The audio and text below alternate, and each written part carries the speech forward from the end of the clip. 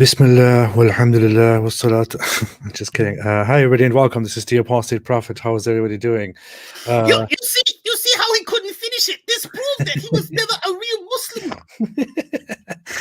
David was telling me that I'm very loud. I have no idea why he's saying that. It's probably that was just in my headphones. I don't know if that's on my end or your end, but yeah, just check everyone to see if we're even real quick. But if everybody can quickly tell me that we are even, I will even start immediately. Check. 1 2 3 1 2 3 check 1 2 3 1 2 3 check. Yo 1 2 3 1 2 3 check. D Wood and AP.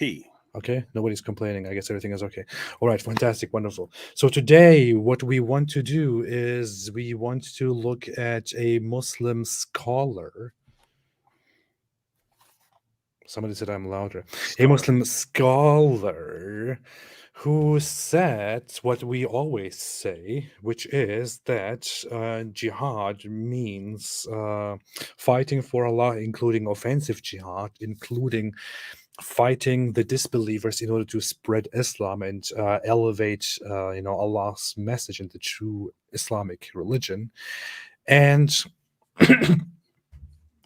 yeah, whatever, we'll come to that. He says that it will start very soon if the Muslims are just strong enough, because the Muslims are supposed to be strong. Right now they're just distracted with money and worldly stuff, and soon they will conquer the world and they will enslave us all. But who are we to complain? But we will let the gentleman speak for himself. I personally have no problem being enslaved by the friendly Islamists. Why you're not going to be enslaved, dude. I'm going to be killed right away. I don't have to endure slavery. You know who'll be watching. Aridawa will be watching, of course. So, David, By the way, I like how you say conquer. You actually pronounce the U. Conquer. I know. Yeah. I do such things. That's pretty cool. I do such things. My wife always tells me that I pronounce things very particularly when I don't have to. And there's actually a saying: don't make fun of someone who mispronounces a word because he must have learned it by reading. Right? You learned it by reading. You saw conquer. Yeah. I learned English basically playing games in English when I was a very young lad, a wee lad. So yeah.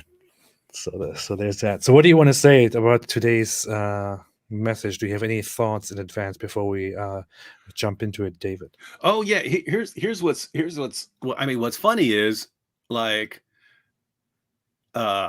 you read the Muslim sources and you get this idea that there's this progression, right? That there's this hey, if you're in a situation where you can't conquer the world, then you do what you can, but you don't go out and fight.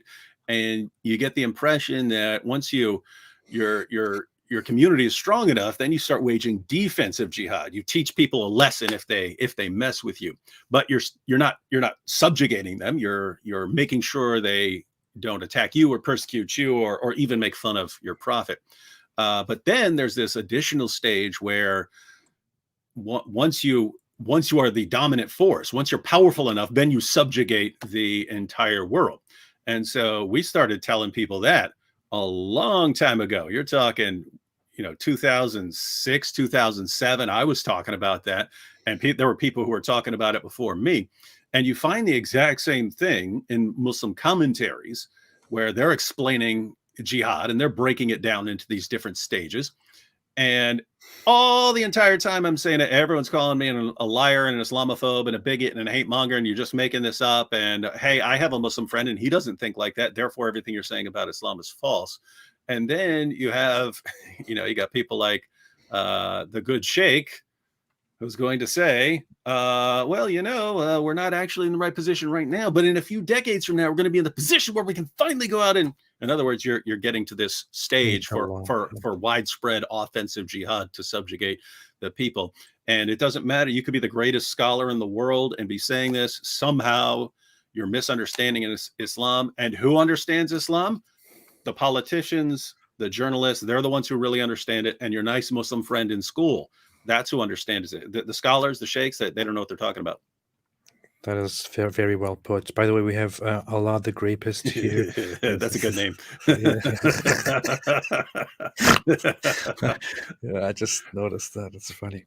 And yes, so we will come to it and we will talk lengthily about it. Stop Scamming Me made a super chat from the very beginning and said apologists say Islam's coming phased out slavery. Actually, the caliphate didn't abolish it till the 1920s. By then it was secular with a figurehead caliph. True. Those who say that Islam slowly abolished slavery or was meant to abolish slavery are either deceptive or have no clue about the history of slavery and the history of Islam. It is simply not true.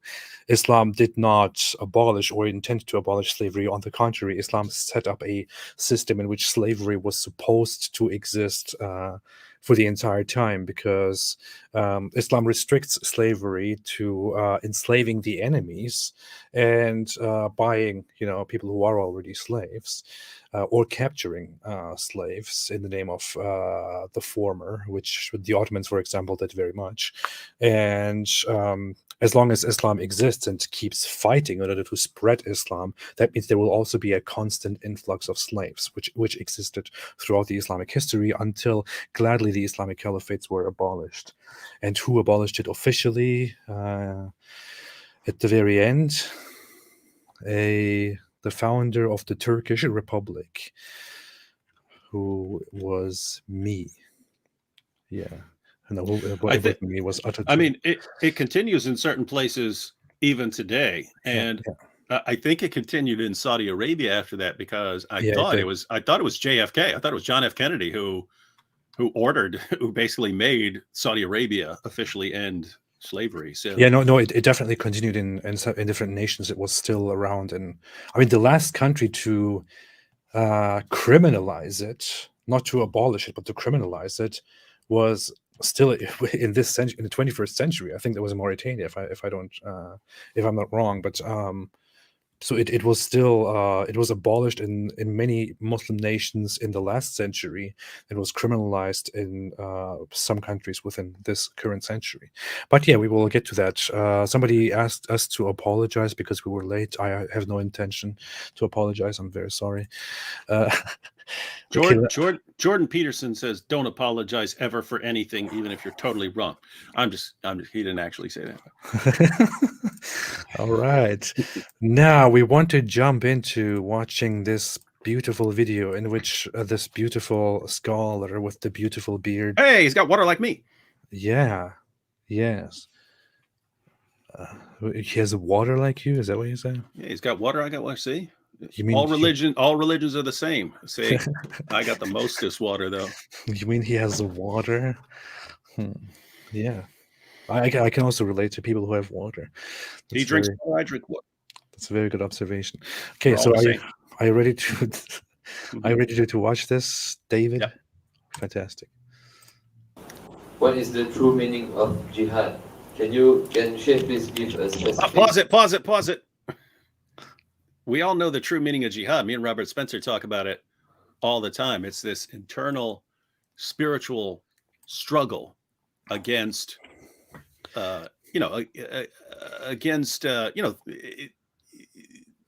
things there are things you have to struggle to get done, and you might not want to do them. And so you don't have the internal desire always to do these things. And so it's a kind of interior struggle. And that's why there was this big campaign, the That's My Jihad campaign, where it was going on the sides of buses in different places, where it was my jihad is to work out given my busy schedule. That's my jihad. What's yours? And so we all know from the campaigns in the West that jihad is an internal spiritual struggle, and therefore we're all jihadis. And doing your homework is jihad, for example. Yeah, exactly. And if this guy says anything different, then he's what we call a misunderstander of Islam.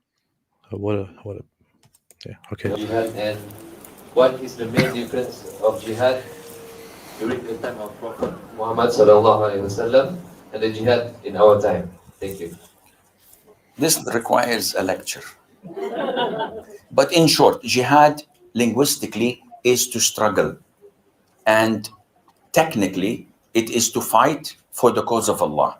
The Prophet said, alayhi salatu wasalam, to the person who asked him, "O Prophet of Allah, a man fights for the booty, for the money. A man." What he meant by booty is what you get from enemies. So don't misunderstand this. Maybe he's referring to his distinguished colleague, Sheikh Yabudi. Man fights for fame. A man fights because his kinship were attacked, so he's fighting with them. Who's among them is in jihad for sabilillah? He said, whoever fights so that Allah's word is the highest. So this is jihad, when you fight for the cause of Allah Azza wa Jal. However, jihad can be categorized in 5 things. Jihad of shaitan, when you struggle, when you fight shaitan, this is jihad. Jihad of your own soul. And sometimes they... So you heard jihad from your own soul. That is one form of jihad. So when you have the inner fight against the inner Satan, the devil, and your own soul. So that's See, that's what I'm talking about.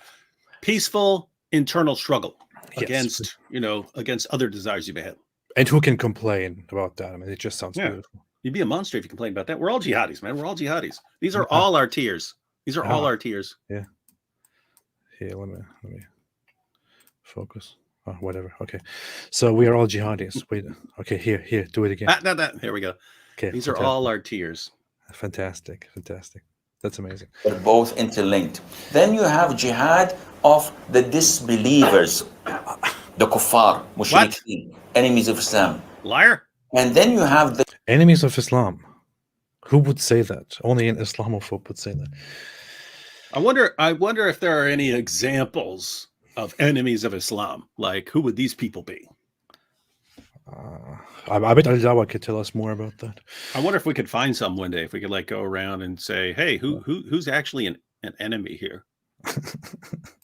We could probably find jihad of the hypocrites, who are claiming to be Muslims, but they're fighting and undermining Islam. And finally, you have that basically in Islamic terms is everybody who happens to disagree with whatever Islamic principles that your specific Islamic movement follows. Everybody else basically engages in hypocrisy, explicitly or implicitly. So and he's and everything he's saying right now is directly from the Muslim sources. When Muslims are commanded to wage jihad against different things or for different purposes and so on.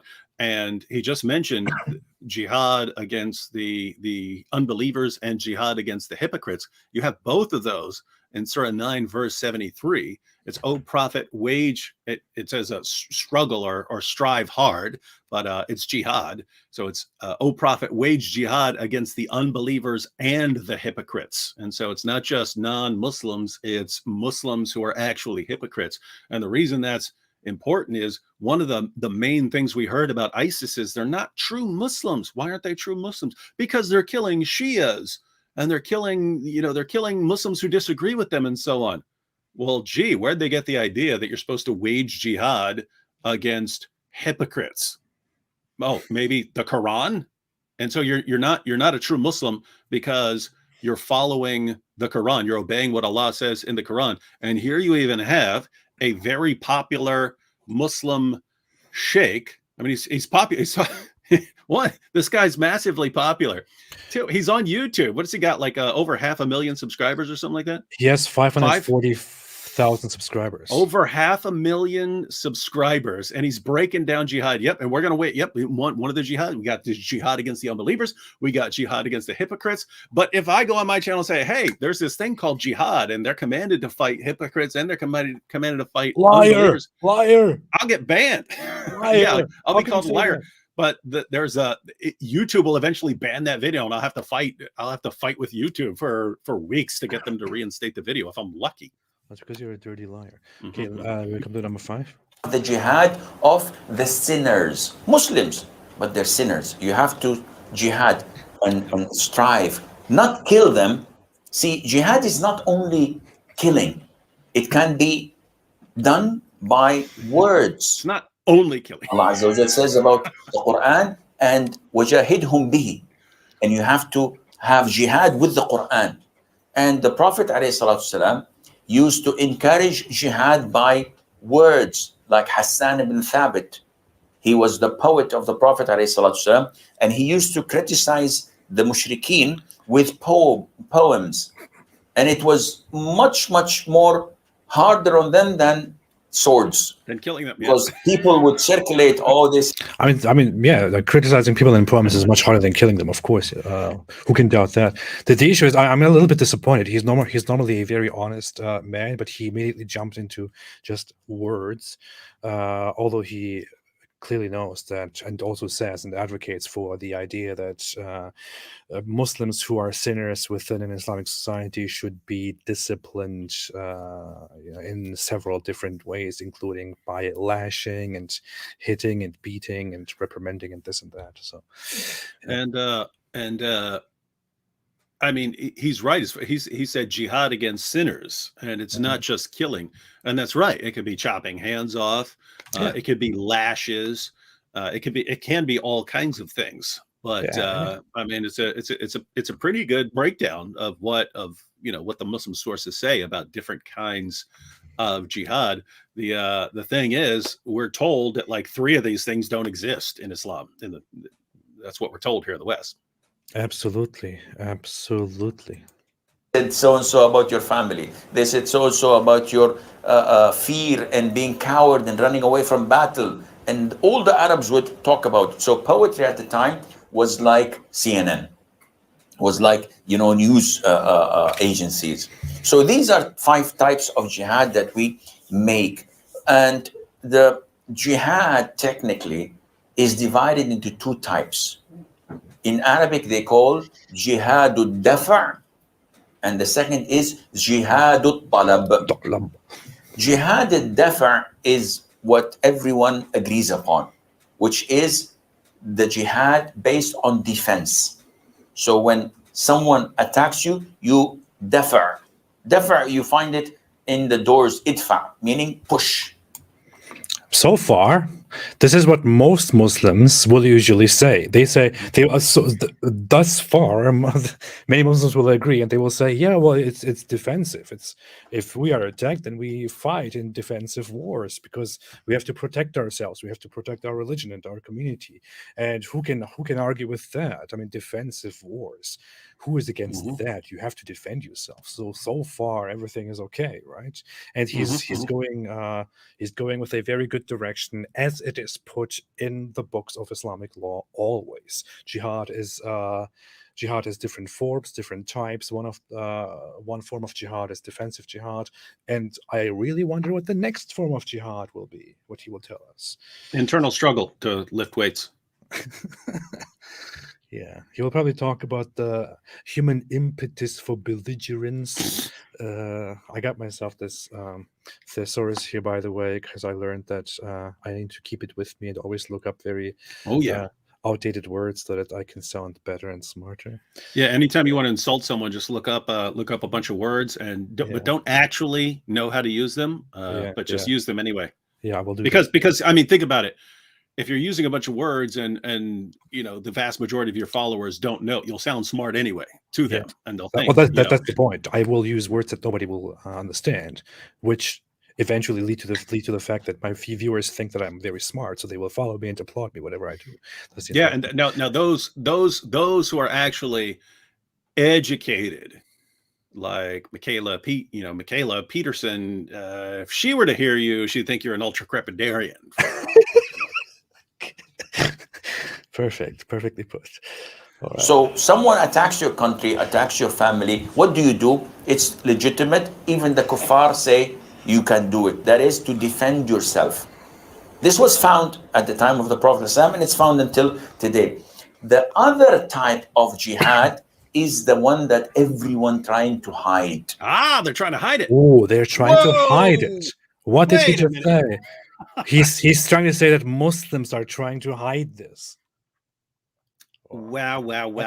So let's see what that is. So hang on. So hang on. He's saying there's a kind of jihad that Muslims are trying to hide. They're trying to conceal it, right? Now your average Muslim may not believe that this kind of jihad exists. So your average Muslim may not be trying to hide it. He might sincerely believe that there isn't this kind of jihad that he's talking about. But so he's got to be referring to knowledgeable Muslims who are aware of what's in the Muslim sources, and so what's in the Quran, what's in the Hadith, what's in the Sirah, what's in the Tafsir, talking about Muslims who actually know about this type of jihad and yet are trying to hide it because they know that their ideology might be open to criticism if they were honest about it, so they're deceptive about it. But I don't know, what's he going to say? I don't know. I'm really curious. What's he going to say? So the type of jihad that everyone wants to hide. Let's retake that quickly. Everyone trying to hide, and it's called jihad al-talab, and this means that the jihad of pursuing, running after, and this jihad was at the time of the Prophet ﷺ. But this jihad cannot be accomplished, cannot take place unless the state of the Muslims is strong.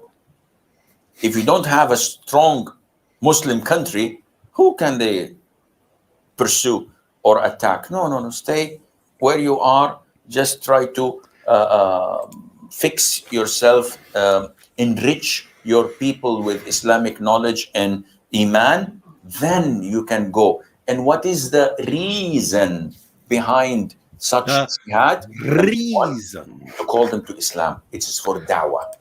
Okay, so Muslims cannot do that if they are in a weak state, because first they have to fix themselves. That kind of jihad is the offensive jihad. If the Muslims themselves are not strong enough, if there is no strong enough Muslim nation, then who can they pursue? Whom can they attack? Very, very clear, right? That's strange. It's almost like he's saying there are these different stages depending on the strength of the Muslim community, and that if you're weaker than those around you, then you just do your dawah and you strengthen your community and you keep trying to enrich your community and you keep your community growing until you get to a point where you are stronger, and then the meaning suddenly changes and your tactics suddenly change to pursuing. That's interesting. You're pursuing people now, and it's going to get better. Let's keep listening. The jihad is only for da'wah. That is why when Muslims go and conquer the adjacent country, what do? We kill them all? No. The Prophet says the first thing you do is call them to Islam. If they accept it, leave them. Khalas, they're Muslims. We go. We don't want your country. We don't want your land. We don't want your wealth. If they refuse, you do want the wealth. You take zakat, you liar. and funnily enough, I talked about this recently with a scholar too. And we'll do that again, but that's never how it really looked in Islamic history. First off, you don't go to a neighboring nation and ask them to accept Islam, and they're like, oh yeah, sure, okay, whatever.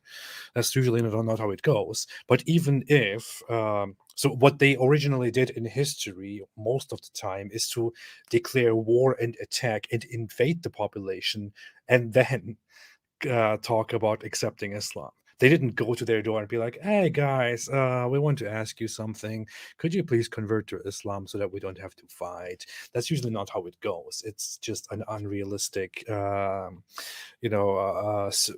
unrealistic way that things would go. And you will also find in the Hadith, this is actually what Muhammad says. He says, when you encounter the enemy, invite them to Islam, otherwise fight them, and so on. And we can get to that in a second. But that's never really how it went in history. Yeah, and you could imagine, because you wouldn't accept that as sincere. You know what I mean? If it's hey, I've come here and you either convert or I'm gonna chop your head off, take all your stuff, and I see you got a lot of stuff here, and I'm gonna take your wife and your daughter, and they're gonna be my sex slaves now, and so on. Or you can recite the Shahada. It's like, oh, okay, I'll recite the Shahada, and then you'll move on from my country, right? It's like, no. Yeah, that's not really how it works, bro. Allah obliged upon you to pay taxation, jizya. Stay kafir as you wish, no problem. But you have to give us a percentage. And this percentage, by the way, is given once or twice a year, depending on the rules. And it's less or equivalent to zakat. That is a lie. I'm sorry. Oh, the lie. That's a lie. I can bring you sources. I could bring them right now if it wasn't a waste of time. But there is no specification that the jizya is a specific amount, and that it is lower or equal to the zakah. I'm also not saying that the jizya is higher than the zakah. Yeah. In any way specifying that it is lower, equal, or higher is simply a lie. It can be different things. Yeah, the jizya is unspecified, and it is at the mercy of the Islamic ruler, who can impose it and implement it in different forms and in different in different values. And the reason is because you find in the Muslim sources different values. And so just to show that he's lying, the Jews of Khaybar, who were subjugated and then they were made dhimmis, they had to give 50% of their crops. So that's more than you would pay in zakat. So exactly. This is what the Islamic scholars in history have agreed upon, and you can find this in the most basic. I believe.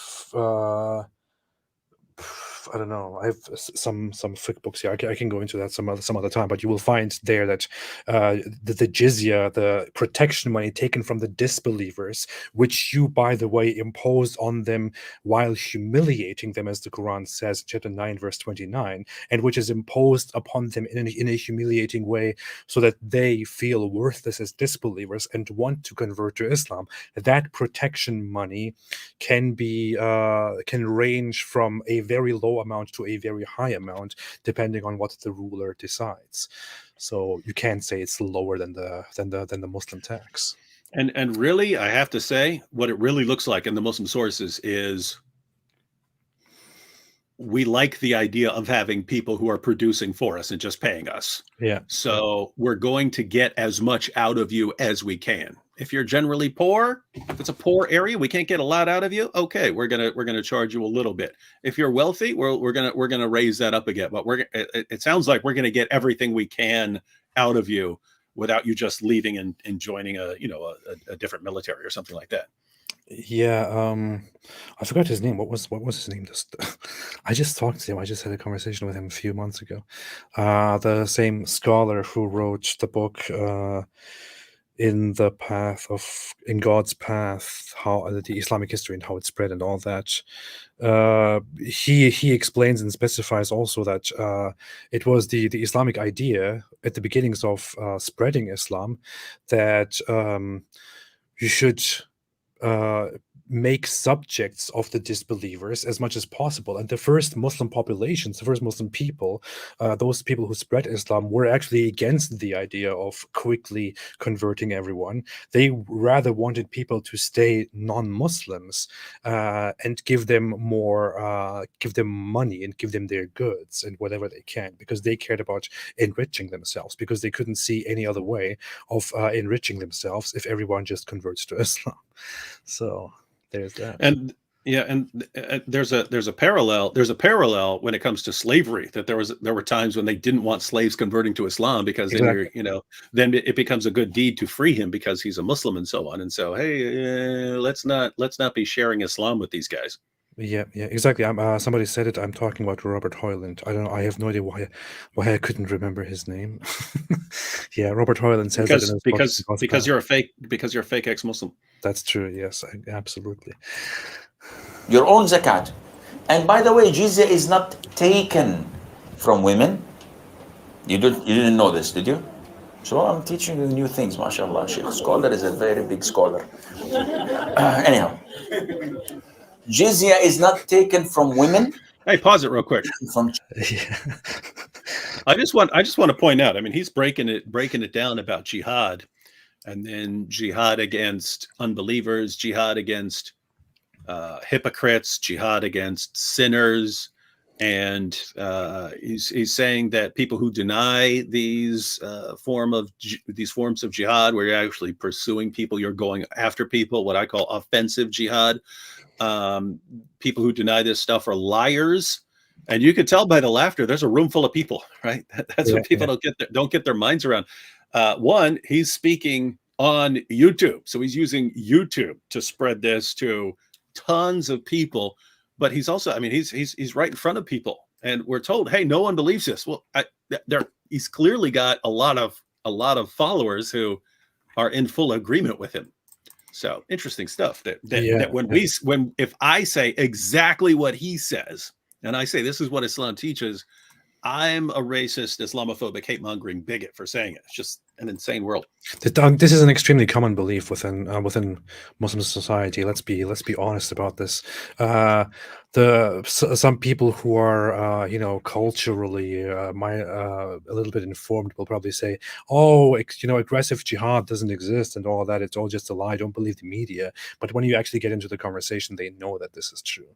And most Muslims who are informed know for a fact also that offensive jihad has always been a part of Islam. And people like Sheikh Uthman, for example, people like what's his name, Uthman ibn Farouk, for example, will also say the same thing.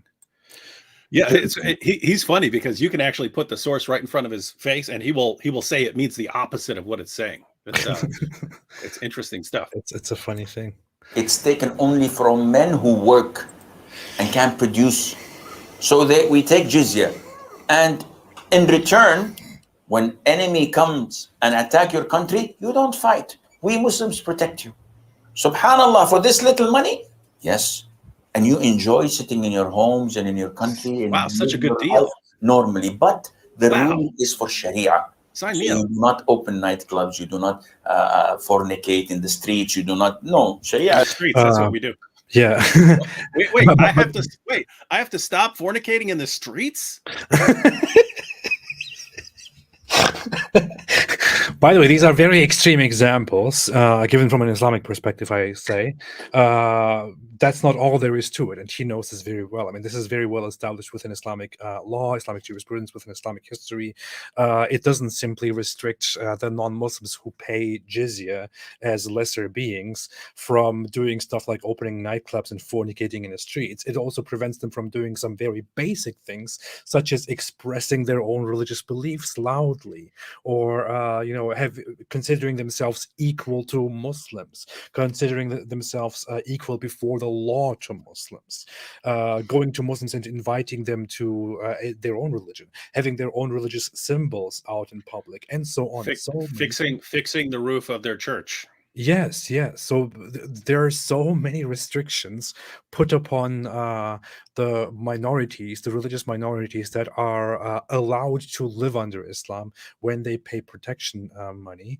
And by the way, if they fail to pay the protection money, then they basically become fair game. They can be abused and killed and whatever it is, and nobody does anything about it. I mean, how is this good? If you go into the actual detail of this guy is basically saying, hey, we will come to your neighborhood. We are an organized family.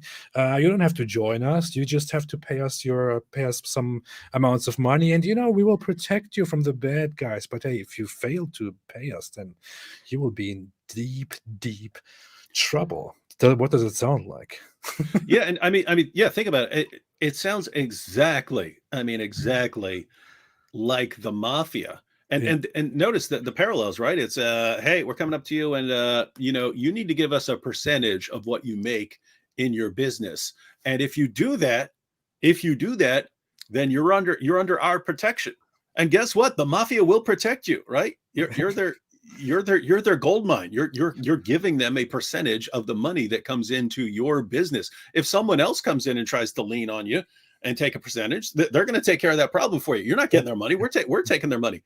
Why do you complain? I mean, you can live freely. Just pay us the protection money, and you can do whatever you want, accept everything that you want. But yeah.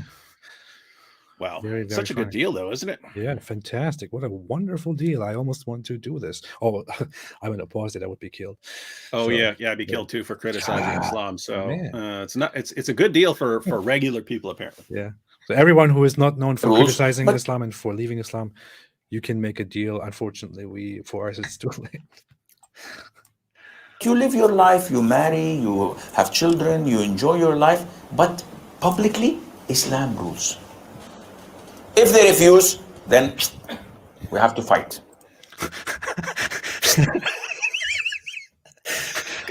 I don't even know why I'm laughing. I'm gonna make you an offer you can't refuse. If you refuse, I mean, can you I guess sign me up then. Can you see this? I mean, I'm just laughing because it's so absurd that. If they refuse, then we have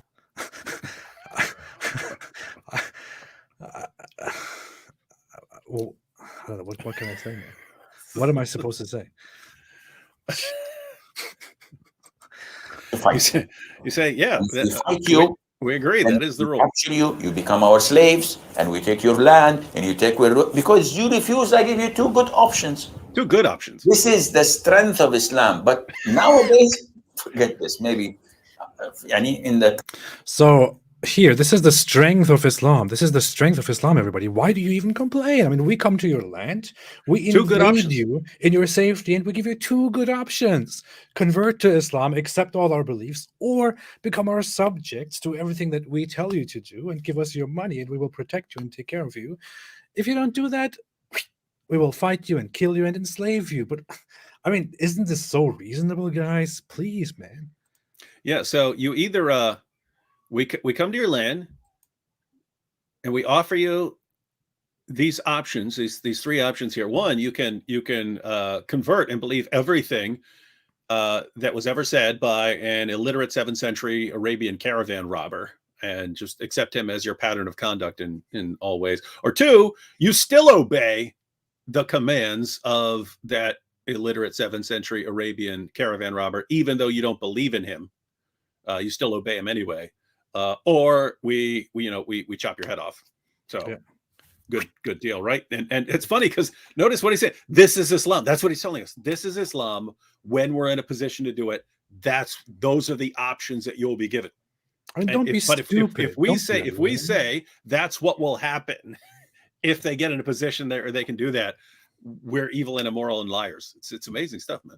So when you sit down and say, hey, this is Islam, if it gains strength, will invade us and will enslave us and this and that means you're a liar. But if I am an Islamic scholar now and I say, hey, this is Islam, this is our religion, if we have the strength, then we will invade you and we will enslave you, then that is completely okay, because I'm just telling you the truth as it is. I mean, what do you want from me? Don't be unreasonable. Don't be stupid. I'm giving you two good options. Convert to Islam or pay me protection money. Otherwise, yeah. It reminds me of those little I think you used to post little mock dialogues, which were basically little summaries of your actual discussion. If with like you and Daniel Hakikachu, where you'd put you saying, hey, Islam calls for the killing of apostates, and Muslims, liar, bigot, Islamophobe, you're making that up. Daniel Hakikachu, yes, we're going to kill you. Muslims, alhamdulillah, preach it, brother, preach it. It's like, yeah, exactly. What's going this is on? exactly such a situation. What's going on? Man, in the coming 40-50 years when the okay, let's take this from here again. I give you two good options. This is the strength of Islam. But nowadays, forget this. Maybe in the coming 40-50 years when the Muslims become strong as they're supposed to be, and they are focused and Islamically oriented.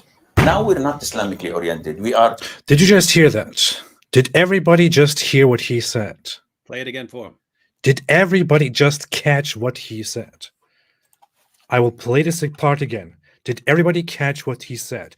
Listen again and listen what he is saying here. Strength of Islam. But nowadays, forget this. Maybe in the coming 40-50 years when the Muslims become strong as they're supposed to be, and they are focused and Islamically oriented. Now we're not Islamically oriented. We are money oriented. We want to live comfortably, have a good car, have a good house, have a good salary, and let everybody else die. I don't care. Because okay, I will play this again one more time from a better point. Refuse, I give you two good. We have to fight. If they refuse, then we have to fight. And if we fight you, then we capture you, you become our slaves, and we take your land, and you take because you refuse, I give you two good options. This is the strength of Islam. But nowadays, forget this. Maybe in the coming 40-50 years when the Muslims become strong as they're supposed to be, and they are focused and Islamically oriented. Now we're not Islamically oriented. We are money oriented. We want to. So what this scumbag is saying basically is that's rude. What this misunderstander of Islam is What this saying. misunderstanding scumbag is saying here is basically, right now we are not strong enough and we are not good enough as the Muslims. When the time comes, maybe in 50, 60 years, when the Muslims are strong enough and they have gathered themselves and they have become good again, they have become Islamic enough again, then you know what, you guys, we will come to you. We will give you two options: convert to Islam or become our subjects and pay protection money. If you don't do that, we will fight you and kill you or enslave you, which includes, of course, raping your your women. I mean, yeah, it's of course obvious. And I mean, who are you to complain? We give you two very good options. And this is not right now. Don't worry, right now. This will probably happen in 50, 60 years when we have become strong again, as we should, as the Muslims. This is what this guy is basically saying. He's saying within the next 50, 60 years, the Muslims might become strong again, strong enough to invade and to convert. This is a forcible conversion or subjugation. Forcibly convert or subjugate or kill and enslave the enemies of Islam, which means all those who reject Islam. This, dear viewers, ladies and gentlemen, is what Islam is, not according to me, not according to David here, according to this Islamic scholar, Asim al-Hakim, who has 500,000 subscribers and growing, and with whom so many Muslims in the world agree. 50 to 60 years, and Muslims like him will invade us and enslave us in the name of Islam unless we obey them. What do you think about this, everybody? What do you think about this, David? And by the way, notice when you put it together with what's going on right now, right? Because he's saying, hey, you know, we've got several decades to wait. And I think he's still relying on some old statistics where Islam is going to outnumber everyone just by birth rates and so on. But notice, if you were to put this together with what, you know, the Dawa gangs are doing, the goal is, hey, let's keep converting people to our religion so that we can not keep losing ground and keep losing followers.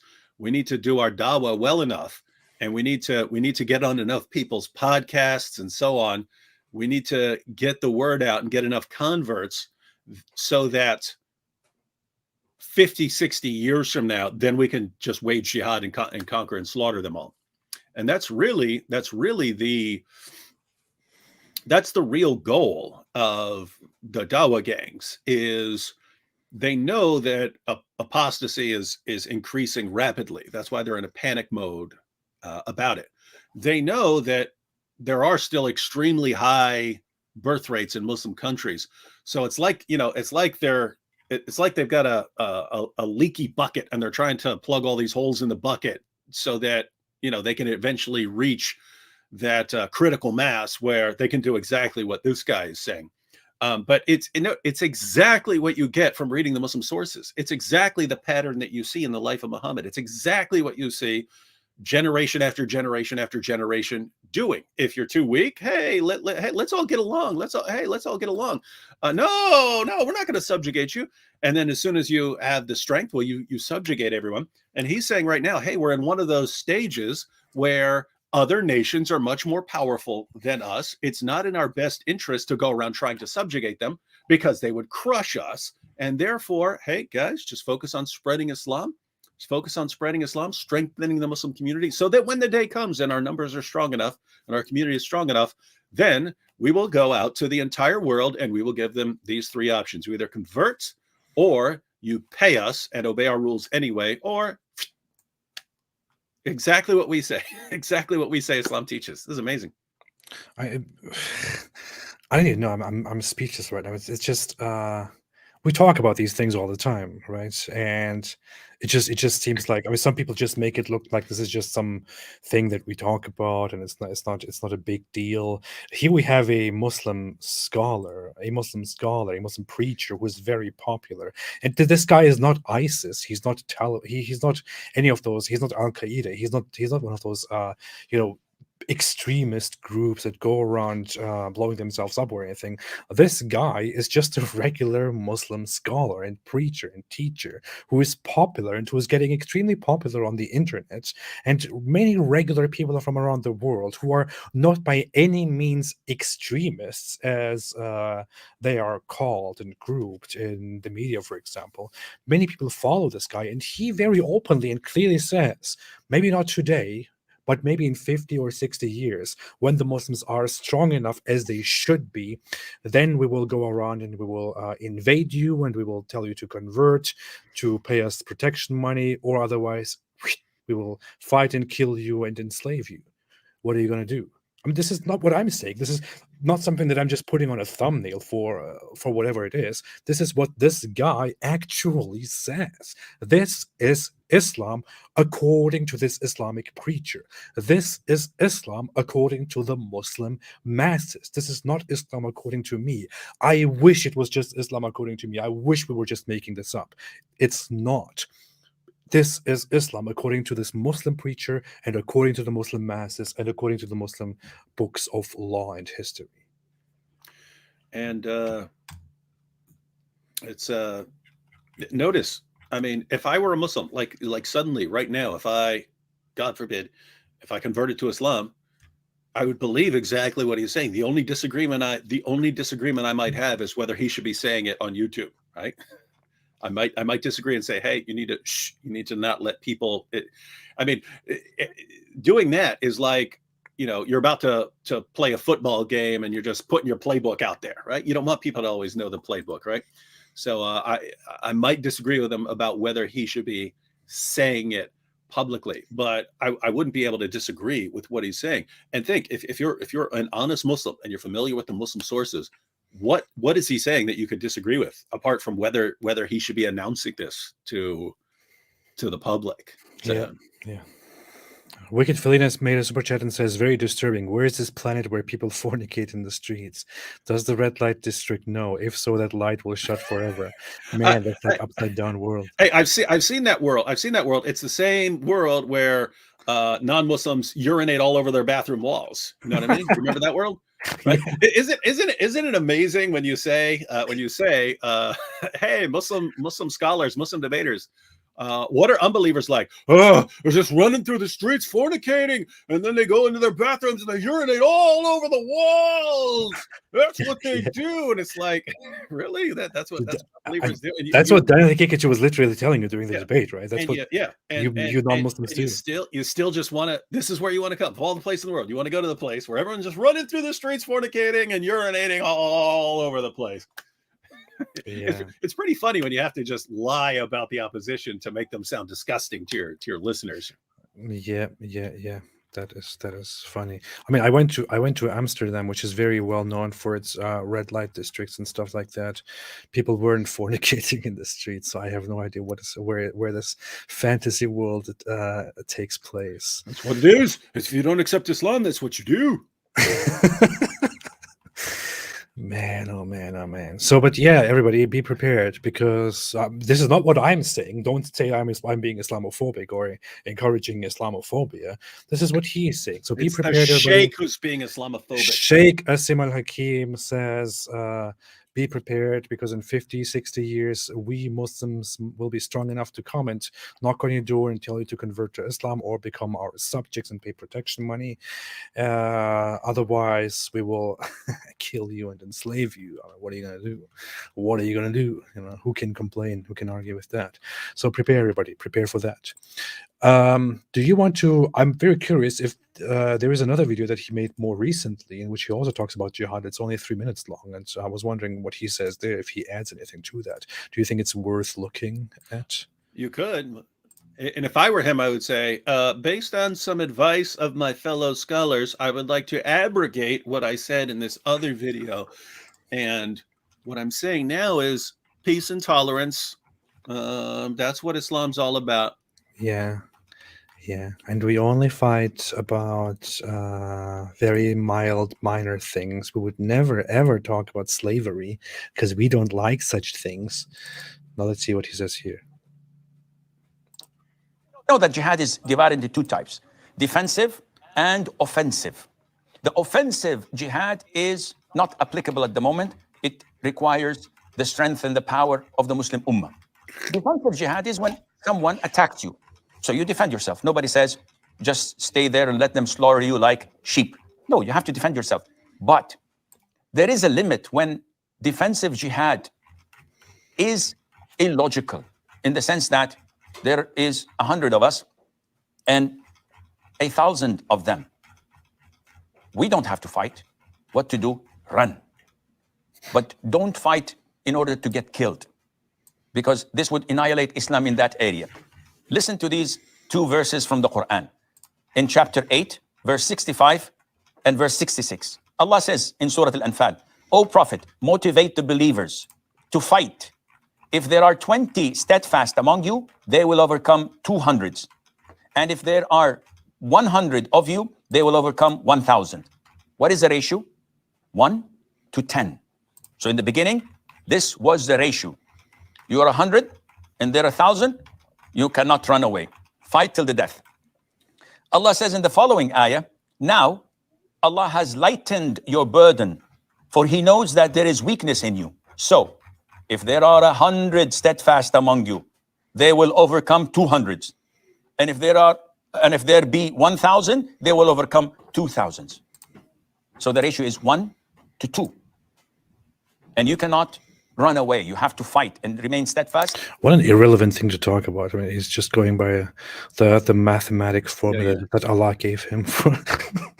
And it is super cool that Allah in His eternal speech,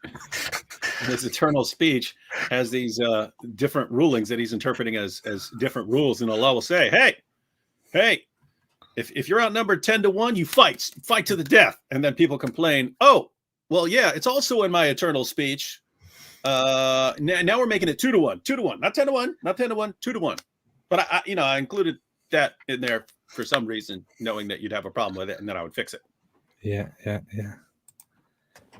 So when we come to a region, and all those who fight are maybe 200, 500, 1,000, and the enemy army is 100,000, and they have tanks, they have guns, they have cannons, they have the whole 9 yards.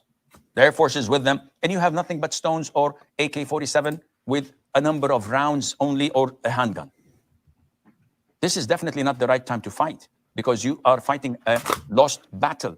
And that army would loot and kill and rape freely in that like jihadis country or that region of yours, because that's what we do. They can't do that. Yeah, I mean, that's what we are supposed to do. Don't let the enemies do that to you. I mean, it's absurd.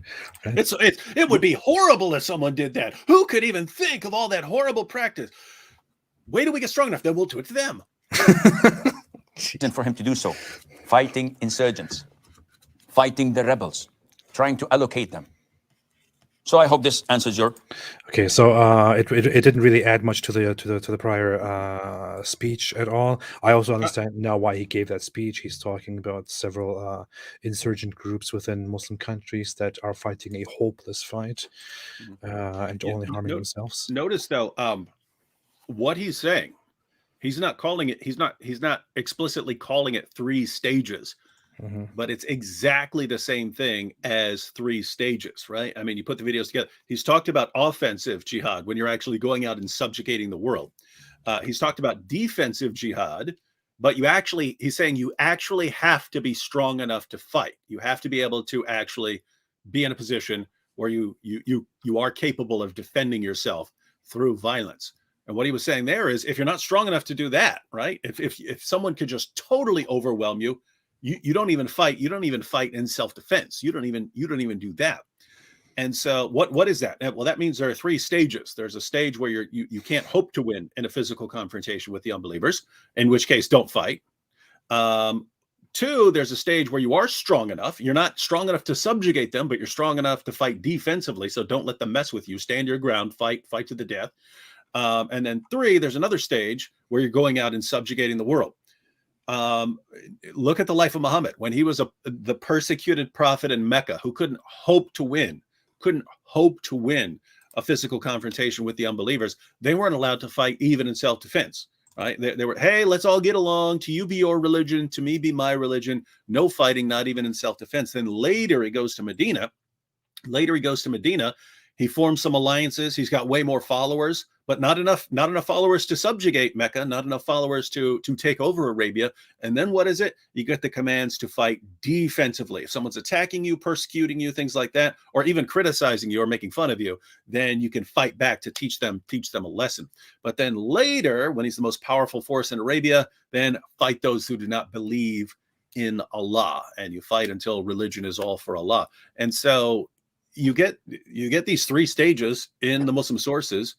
You get the three stages right there from the Sheikh. You get the three stages from other honest commentators. At the moment I say, hey, there are these different stages depending on the status of Muslims in a society, racist, bigot, Islamophobe, liar, you're lying about this stuff. Absolutely. I want to have a very, very quick look at this very heavily disliked video of him because it's about slavery. Let's see. Oh, wait. What did I do? I muted this. Okay. Now, one would say slavery is banned. I said, yes, it's banned. But slavery was there. And slavery is not something that Muslims should be ashamed of. Because people think that, oh, Islam promotes slavery. Does Islam promote slavery? There is only one means of having slavery, and that is through capturing of prisoners of war. If I go to Burma, where they're very poor, or Somalia, and someone comes to me and says, do you want to buy my son or my daughter? He is 7 years of age, 9 years of age. I'll sell him for $150. And he can become your slave. That's cheap. I'll buy him. Take two. Said, oh, you get one free. So is this halal? Definitely not. This is a free man, a free child. I cannot buy. The only means of slavery in Islam is through prisoners of wars, non-Muslims, disbelievers. So if someone attacks my country... It's just non-Muslims, guys. It's just non-Muslims. I mean, why are you making such a big deal of this? We just enslaved non-Muslims through war. And by the way, it's false. He's saying the only way you get slaves is as prisoners of war. Muhammad got most of his slaves from the slave market. That's where Muhammad got most of his slaves, from the slave market. He just went and bought them.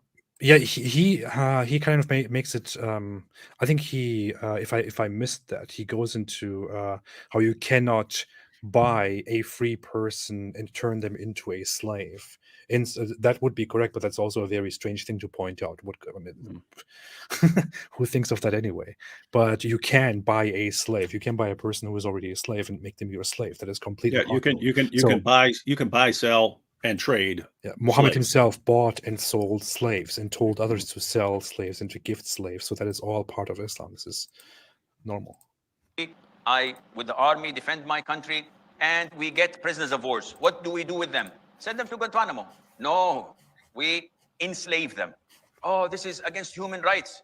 Well, them attacking us is human rights? Is okay, Annie? No, this is human rights. How?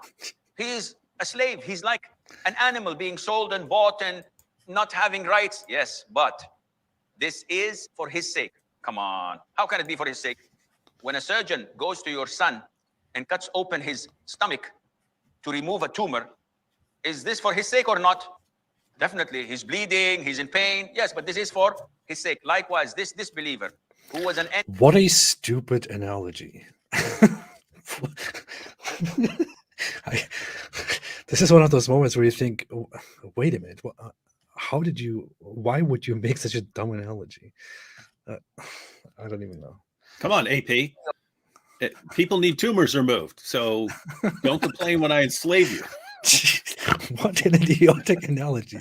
This is one of those things. This is one of those moments where you don't even know how to answer because it's just so absurd.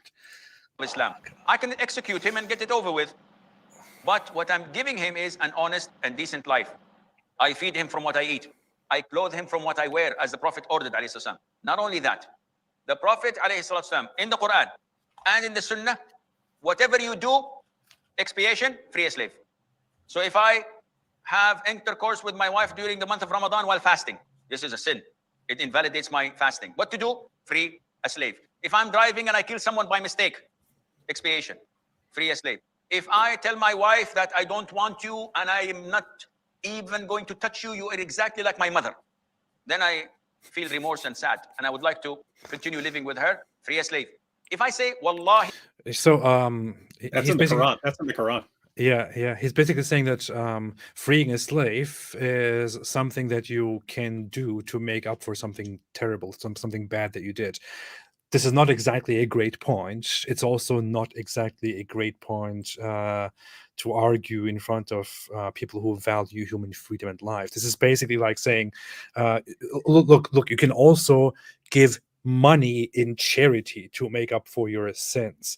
Does that mean you should not own money? You shouldn't own property? No, that's not it. That means that it is valuable, it is your property, but you should give it up and give it in charity so that you can make up for your sins. Likewise, you are also not discouraged from owning slaves. No, slaves are your property, your valuable property, and in return for certain sins, you can free a slave, or do whatever with the slave, free a slave to make up for your sins, because you're sacrificing your valued property. This is not an advocacy of liberation and freedom and all that. It just means, hey, make a sacrifice from your property, this little animal slave that you own.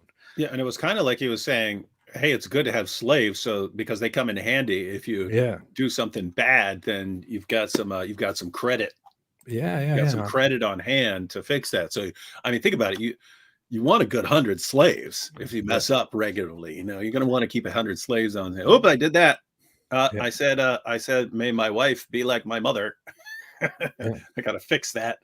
Now I want to go to my wife, but it's like my mother now.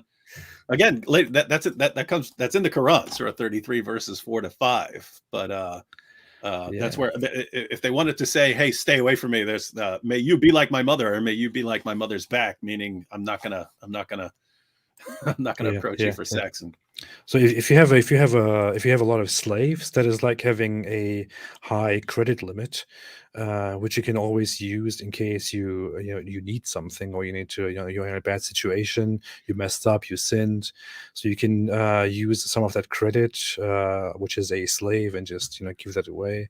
And the really good side is, if it's a female slave, you get to rape her until you need to use cash in that credit. Oh yeah, you can plow, and then you can free them, and if you did something bad, so it makes sense, right? I will not come to your school tomorrow, and then I change my mind. Expiation, free a slave, and it goes on. Everything in Islam, free a slave, free a slave, free a slave. You're in trouble if you don't have a bunch of slaves, man. You're kind of in trouble. Slavery, but by living in our houses and looking at how we treat them, and looking at how we worship Allah Azza wa Jal, this would make them accept Islam voluntary, because there is no compulsion in religion. Alhamdulillah. Especially when you're raping them. Of course. That is why the Prophet ﷺ said in the authentic hadith, I am astonished, I am amazed of people being dragged to paradise in chains. Who would be dragged in paradise in chains? Everybody goes to paradise willingly. The Prophet is giving us a metaphor. Because these prisoners of war, they were enslaved, so they were in chains. And these chains made them accept Islam, and hence enter paradise as if they were dragged into it. So this is not our little kids, man. It's kids in here. Yeah, I mean, the little kid gets educated about how wonderful Islam is with slavery. I think that kid is sitting there hearing this. Wow, it's such a great deal. If I have all these slaves, and if I get in trouble, I can free one, and it's good. It's good for them too, because you make them slaves, you make them your slaves, and you enslave all these Jews and Christians and atheists. You enslave them all, and then it's actually good, because they have a better chance of going to paradise if you enslave them, because they'll want to convert to Islam, so that they'll have a better chance of you freeing them. So you're actually doing them a favor by enslaving the entire world. Yeah, the kid is there like, wow, that's amazing. I didn't know this. When I'm a big man like Daddy, I want to have a lot of slaves. Was that Ali Dawa? No. Is that a young Ali Dawa there? Could be. Maybe this is where Ali Dawa started going wrong. I don't know. Topic, but you have to clarify things, because when people talk to you about Islam and you don't know the beauty of the religion, you will feel inferior. You will feel weak. And seriously, what an idiotic point. I mean, it is amazing that slaves see the beauty of Islam, which is why after enslaving them, they convert to Islam. Dude, slaves are told that if they convert to Islam, that is their way to freedom. You enslave your opponents, and they come as your slaves. When they convert to Islam, they are treated better and potentially freed. What will a slave do under your power? Will probably convert, or could possibly convert, is much more likely to convert than a free person. How is that great? How does that say anything good about your religion? About your stupid, idiotic religion, which is a cancer. So I'm sorry, yes, Islam promotes slavery. No, it's not like this. And always turn the tables on their heads. Not physically, but so that they would say, oh, terrorists, he's putting the tables on their heads now. We have wounds, we're dying. Always turn the tables by asking them to look into their own books, their own religions, and they'll find slavery being bought, sold, not through jihad, through any means.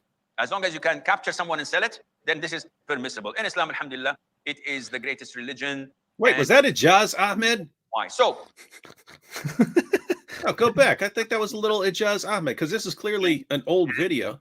you know why. Pause it when you get to these little kids. Oh, no. Through any means. Not them, not that kid. And be into their own books, their own religions, and they'll find slavery being bought, sold, not through jihad, through any means. As long as you can capture someone and sell it, then this is that right there. Look, that's little Ijaz Ahmed on the left there. Look, that is clearly Ijaz Ahmed when he was like, I mean, he's still the same size, but that's clearly him when he was like 12. On the left with the glasses. I don't think so, man. That's Ijaz. Yeah, so we're done with this wonderful, beautiful religion. What we have learned today is, of course, when David and I were saying that Islam is a religion which seeks to dominate and subjugate and enslave the world, and that it is, of course, the ambition of knowledgeable Muslim scholars and apologists to establish this Islamic rule once more, we were just spreading ignorance and lying. What is actually true, according to the Islamic scholars here, is that Muslims are currently not strong enough. Muslims will get stronger again, possibly in 50 to 60 years, and then they will be after dominating and subjugating and enslaving the entire world.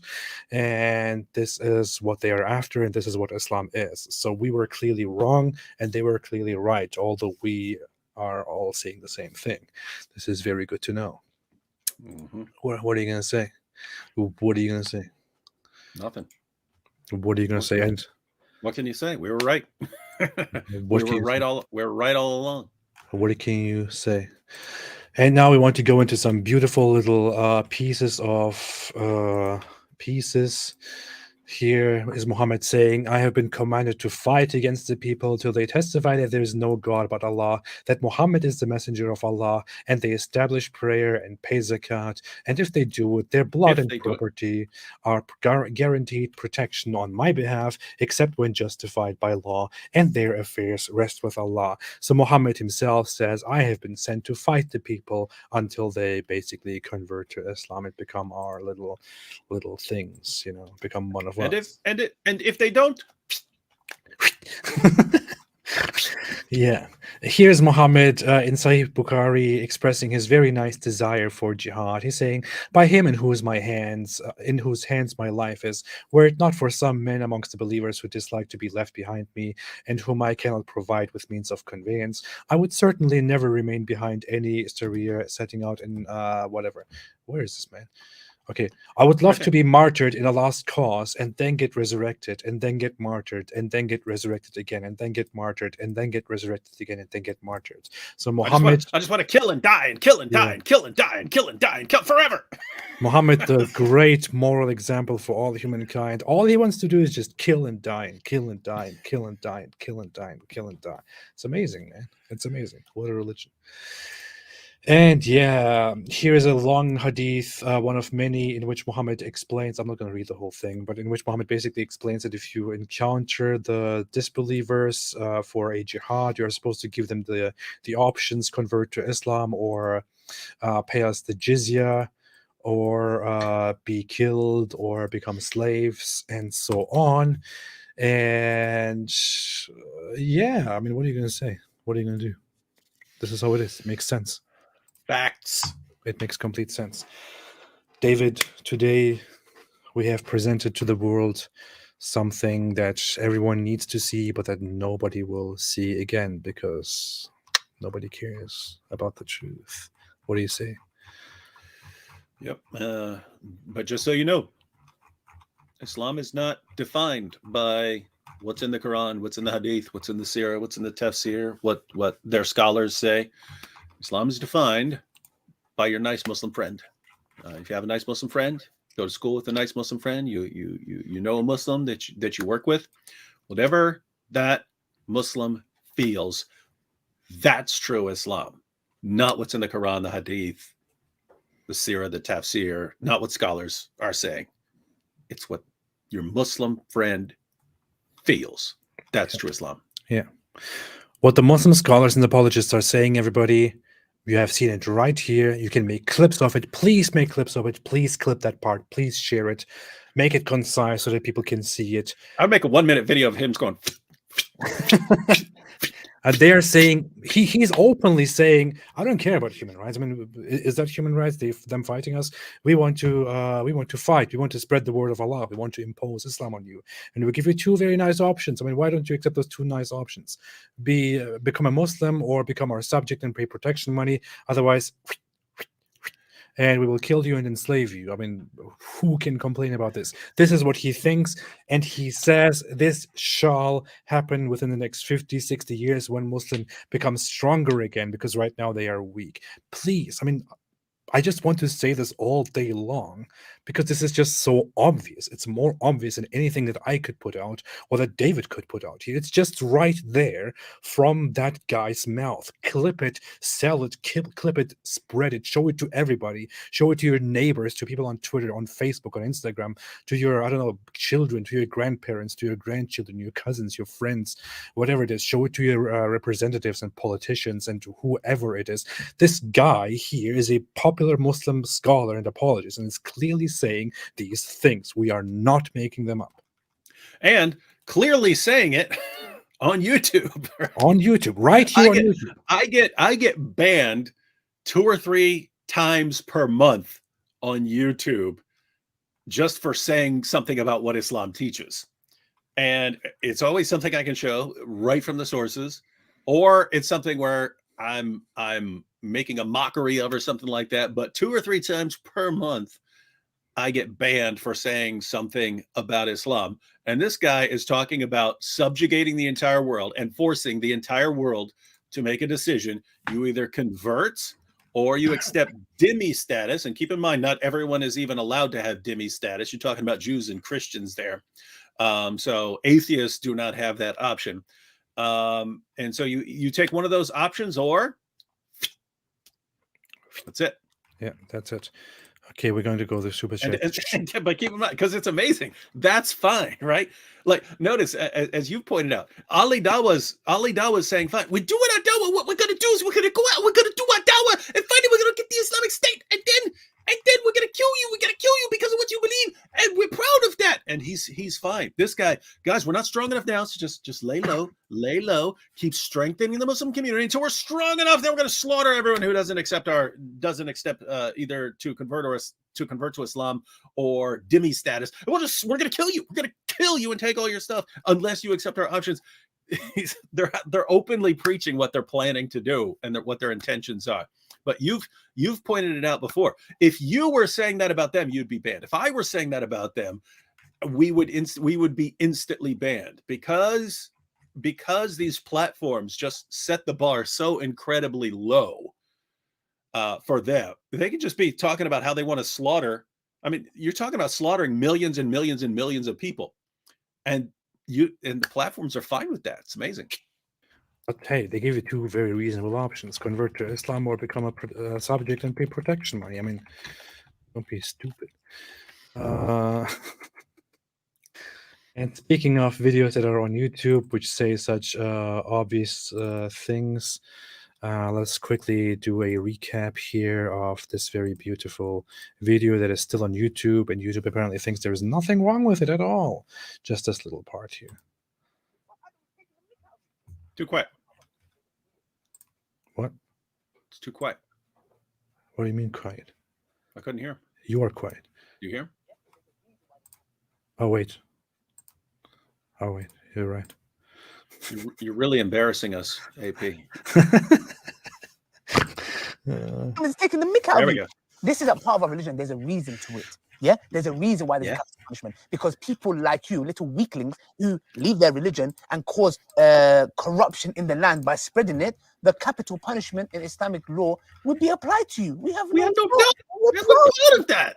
Not individuals going and doing it themselves like idiots. Yeah, no, under an emir, it is It is done. Yes. And we, you know what? We'll be watching. We'll be We'll be watching. watching. Because if you're going to cause corruption in the land, that's going to cause more damage to the society as a whole, because the Sharia didn't come to protect an individual's right. Hey, can I drink alcohol? Yeah, sure. Drink alcohol. Run pause it, women pause it, before pause it. them, set the, all this kind of chaos. Look, listen to the example he gives, right? Notice, because that you got Daniel Hakikachu, the unbelievers, the Christians, they just urinate all over their walls. It's what they do. And then you had the Sheikh, and it's running through the street and fornicating, right? And then you've got Ali Dawa, and it's if you don't accept the Sharia, and then you say you can drink alcohol and go around and killing people. Yeah, you're not in trouble for that, Ali Dawa. You just go around driving and killing people. That's how it is. So driving through the streets, and there's so many people fornicating out in the streets that you're drunk and you're killing people and stuff like this. But then you're drunk and you got to go to the bathroom, so you go home and urinate all over the walls. And that's basically what Western society is all about. And Muslims of the world, where do you want to go? We all want to go to Western societies. Driving through the streets and fornicating. Yeah. Sounds like a good country song, man. Yeah. Sam says the right of the community is greater than you individual wanting your right to freedom, which is BS. Absolutely BS. Yeah, don't get me started. So your right to freedom is BS. Absolutely BS. Yeah. Yeah. And we're proud of that. I find it funny how the worst thing that he can think of when he describes terrorists who go around killing people in the streets is idiots. That's all he can say. People who leave Islam are filthy little weaklings who cause corruption and who should be killed. But people who go around killing people in the streets are just idiots. That's the worst thing that you can say about those. It's and notice it's right there. I mean, think about this. Don't just do it yourself. People who would just go do it themselves and just say, "Hey, this guy is an apostate. I'm going to kill him." You have to actually really dig pretty deep to get to it, to get to the idea that it's just the government supposed to be doing it, right? I mean, because you're just reading these sources. You're just reading these sources. If anyone leaves his Islamic religion, kill him. If anyone leaves his Islamic religion, kill him. That's what you read, right? And you're supposed to, so here it is. It's like, if you just start reading the Muslim sources, oh, wait, someone converts, I'm supposed to go kill him. And then it's no, you really have to dig a lot deeper, and you have to study, all these, jurisprudence, Islamic jurisprudence, and all these, and then you'll get the idea that you're just supposed to let the government do it.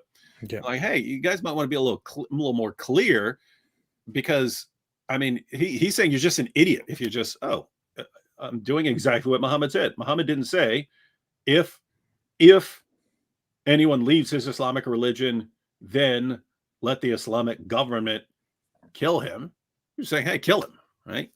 And the ruling is not. I mean, if you look at the actual classical books of Islamic law, the ruling for taking matters into your own hands and going around killing people who deserve to be killed, such as people who leave Islam or engage in extremely horrendous language or whatever it is these people describe.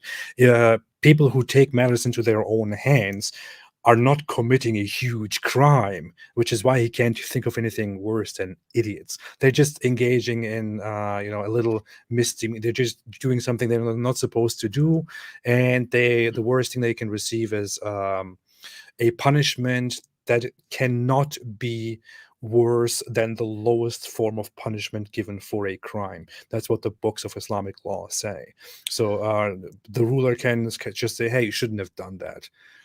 Be That better. is, yeah. The what you would actually get if you're like, because keep in mind we have examples of this, right? I mean, if a woman in Sunan Abu Dawud, that man who kills his slave girl, who was also the mother of his children, and she started criticizing Muhammad and making fun of Muhammad, and her slave master stabs her to death, and then they find her body and they say, who did this? Hey, who did this? And he's brought forward. There's no punishment for that guy, right? Notice he took matters into his own hands. Hey, she upset me because she's criticizing Muhammad, so I didn't take her to court and have the court sentence her. I just killed her, and there's no retaliation against the man for what he did. And so, yes, what you would get is exactly Ali Dawa's reaction. Some guys, hey guys, what did you do? Why'd you kill that person? Oh, he committed apostasy. Idiots. You idiots. You're supposed to wait for the government to do it. But okay. Yeah, stupid idiot. Carry on, idiots. Yeah, be better. Be better. Be better, guys. Be better. Yeah, what are you going to say? What are you going to do? All right. Shiv said there will be 1 billion new pagan converts in the next 100 years. Absolutely. Absolutely. What is the dizzle? Said Shiv. What is the dizzle? Dizzle? What is the dizzle? I'm a human being. That's what I am. Yeah. Zagros Askan said, I just did a big number too. I better convert to Islam, otherwise how... I'm just reading it, man. Well, what's funny is if Daniel Hakikachu were watching this, he would go, that's a great point. He's probably ready to convert because he realized how sick he is, and that until you convert to Islam, you don't know how to clean yourself. How will I know how to clean my... I know that this is a big problem. Good This is why you should point. convert to Islam. I need to make a video about this guy converting because he was so filthy and disgusting. Great job, Islam. Sheikh Booty actually made a video in which he listed this as a reason to convert to Islam. You should watch that. That's why he's everyone's favorite sheikh. I know. Early Muslim rulers did not remove the jizya tax even after people have converted to Islam, to which is why Omar, son of Abdul Aziz, the fifth caliph, opposed this. This proves it was higher than zakat. Yes, that's also what's referenced in the book by Robert Hoyland, for example. There was a lot of discussion in the early Muslim conquests about whether there was even the discussion on whether people who convert to Islam are just converting to Islam to to have a better status and to evade certain obligations, which is why it was argued that people should not be freed from obligations like the jizya, even if they convert to Islam. They should be given time or things like that. So there is a lot to be said about that. But yeah. Yeah, Rinsler made a super chat and said, the Burj Khalifa is a great example of Islam ambition. No functioning sewage system and underpaid servants to ship out the excess waste. Really? I'm not. Is that really? I didn't know that. If so, that's gross because it's a giant building. Well, I believe that the Emirates generally don't have they have a different system. They don't have a sewage If system. they have to carry everything out, that's gross. Yeah, I don't know that. I don't know that because that this comment's the first I've seen of it. But if that's correct, that is pretty terrible. Correct me if I'm wrong. Let me know what the truth behind that is. But I'm pretty sure I remember reading a while back that there is no functioning sewage system in the Emirates, and that they do it in different ways. I'm not sure. I might be completely wrong, or I don't know. Mike No-Go Zones said, how does this cleric feel about Saudi Arabia loosening up on regarding dress codes, music, etc.? Well, you have to ask him. Of course, Saudi Arabia is not doing the right thing by loosening up on certain laws, but they're also just trying to protect their own behinds, because there were protests during the Arab Spring where they already started to loosen a few things to prevent the country from going nuts. I don't think that they care very much about human rights and freedom and all that, but yeah, that's all I know about the situation. Yeah, but that, you notice that is an ongoing situation where, you know, we're thinking that this sheikh is actually dreaming, because I mean, if you went, you know, if you go back just like 12 or 13 years, there are very few apostates, very few public apostates. And now you've got these guys running through the streets going, 24%, 24%, we're losing 24%. What do you think it's going to be like another 12 years from now, 13 years from now, that you're talking about, you know, 50 or 60 years from now? That's when we take over the world, right? So something, Yeah. what in the world do you think is going to happen that this is suddenly going to change and you become strong enough to take over the world? So you have that issue. But the other issue is he's talking about strengthening the community, whereas, I mean, your nations are becoming more watered down just so they're not embarrassed by the rest of the world. So that process is going to continue. So it doesn't seem like there's going to be. So there will be people who don't leave Islam, but the Islam that's left over is not going to be the sort of Islam that's going to subjugate the world. It's going to be a sort of Islam that wants to get along with everyone, because that's the only way it can continue to exist. Yep. Some people have confirmed here, by the way. Madrasa Boy said they have trucks to carry sewage out. Oh my goodness. Others have said the same thing. I don't know. Yeah, whatever. People are saying, yeah, poop trucks are real in Dubai. Air Church said, yes, they pump the sewage into trucks and transport it out every day. So yeah, that's very, very nice to know. So they're coming up with this masterpiece of architecture. So, hey guys, should we put a functioning sewer system in there? Nah, just get some trucks, dude, and carry it out in buckets. Dump them in the truck. And the truck will go out. The truck will go out. Here's the thing. I'm no expert on these issues, but to be fair, it might also have to do with you know, such a thing being very hard to implement in that region due to, I don't know, climate and underground system. I don't know. I don't want to say anything. I don't know why that is the case, but yeah, that's what's going on in the Emirates. Yeah. Stefan the Pelted said, no Mazian bothered to respond against his speech. What does that mean? No Malaysian? I don't know. But yes, absolutely. I agree. I agree that no Mazian did respond to it. Otherwise, we'd have known it. We'd have said, hey, look at that Mazian who just responded to it. But thank you, Stefan. Stop Scamming Man said, apologists. Oh, we already read that. The Roaring Man said, it's no wonder Dawa want to convert women to Islam, because they know that Muslim women can't marry non-Muslim men. This is what Dawa Ganda want convert to Islam, for women to convert to Islam. Mm-hmm. Yes. And it's a similar idea to being able to marry non-Muslim women, right? In Islam, a Muslim man can marry a Jewish or Christian woman, but a Muslim woman cannot marry a Jewish or Christian man. And the idea is you are taking over the reproductive capabilities of the enemy. And you as the man will obviously control the religion of the children. So that's the idea. Yep. Bingo. Anarcho-Republican said bingo. I agree. Bingo. I should keep a bingo card in here, just so I can start saying bingo. Yeah. Rickety Pilgrim said, oh no, don't take away my street fornicating. I know. I have no. I mean, where is this place where people kind of fornicate in public in the streets? We should get some clips together of all these different things that they say the unbelievers do, and start using those as our reasons for not wanting to convert to Islam, right? So, David, why don't you want to convert to Islam? Because then I wouldn't be able to pee all over my bathroom wall.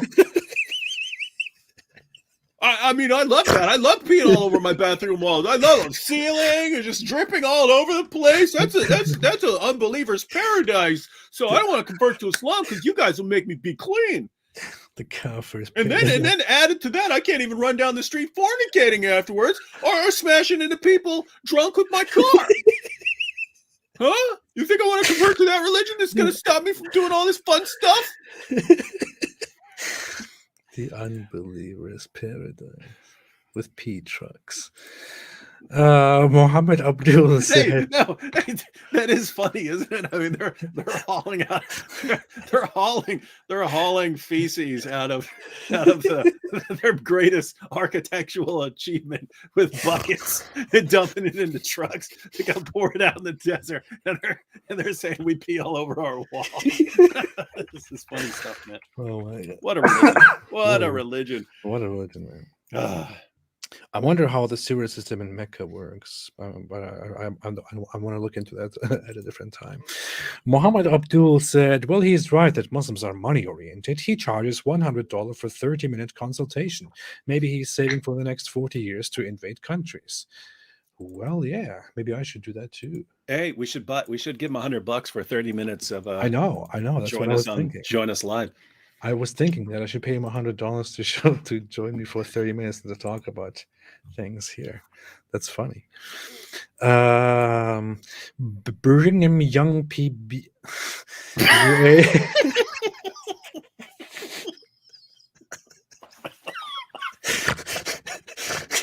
Oh boy. Peace be upon him said, hey AP, be sure to ask MP if she be sure to ask Michaela Peterson if she watched Mojab with her father and what she thinks of the personality change.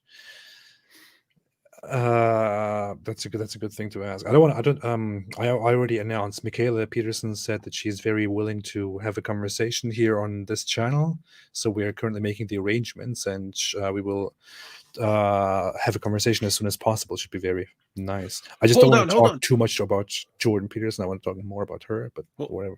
Hold on. Why is she going to interview someone like you who's mean towards Islam instead of just interviewing someone like Muhammad Hijab again, and and he can talk about all the golden showers and the rape threats against people's wives? Why would she talk to you when she could be talking to our hero? She just needs to learn. Isn't that the reaction you're saying? Yes. I saw that. I saw that. It's Alhamdulillah. She interviewed Brother Hijab, who threatens people with rape and tells people to commit suicide and all this stuff, but she's going to talk to him. She's going to talk to the apostate prophet who's mean in his criticisms? They said, will she really share a platform with somebody who ripped up the Quran? How dare she do that? She should think this through again. And by the way, do you notice they always leave out the reason? It's always leaving out the reason. Like you just decide to rip up the Quran. David Wood ate the Quran. What was that for? The reason they leave out the reasons is because if you give people the reasons, they all agree. People agree with you. Everyone who's not, their followers agrees with you. And I know because I've been sitting down with like Christian pastors and stuff like that. And they, you ate the Quran? What? And I go, oh yeah, here's why. He was saying he's going to launch a campaign of threats, of torture and abuse towards women. And he was encouraging his hundreds of thousands of followers to all do the same. And I knew from the Muslim sources that I could actually make him stop. I've had that trump card in my pocket for years. If someone's ever about to do something really extreme, I could just make them stop. I will eat your Quran if you do this. And then they did it, ate the Quran. They instantly stopped. All that noise stopped instantly.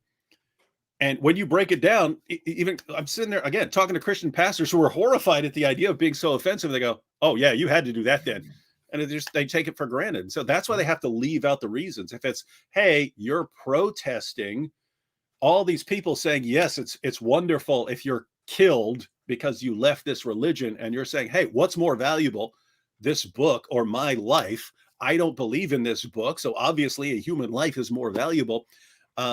They leave it out. They leave all of that stuff out and just, hey, these guys they're not only peeing on the walls and running around fornicating and driving through the streets drunk. They're also ripping up the Quran and eating the Quran. You see what these unbelievers do? This is why we have to subjugate them. And it's good for them if we bring them to al-Islam in chains. Yes, yes. And then we enslave them, and then we can free them. Part of our religion. This is a part of our religion. There's a reason to it, yeah. There's a reason why I rip up the Quran, because people like you, little weaklings, who attack our leave their religion. Leave their religion. Leave their religion. Wait a minute. Somebody said, "Oh, I'm sorry. I feel compelled to do this right now." The Squid Sauce said, "AP, if you don't show this comment, you're an ultra crepidarian." I had to do this. I'm sorry. I felt forced. So Fatty Ibrahim said, "Will you both be at Bart Urban and Mike's debate? Also, God bless you both and your families. I will be watching. We'll be watching. I'll be watching live, and I'm proud of that." Yeah. Our plan is to watch it and then go live on your channel later to discuss it. Yes, that's what we're going to do. So yes, we'll be watching, and we'll have a discussion afterwards.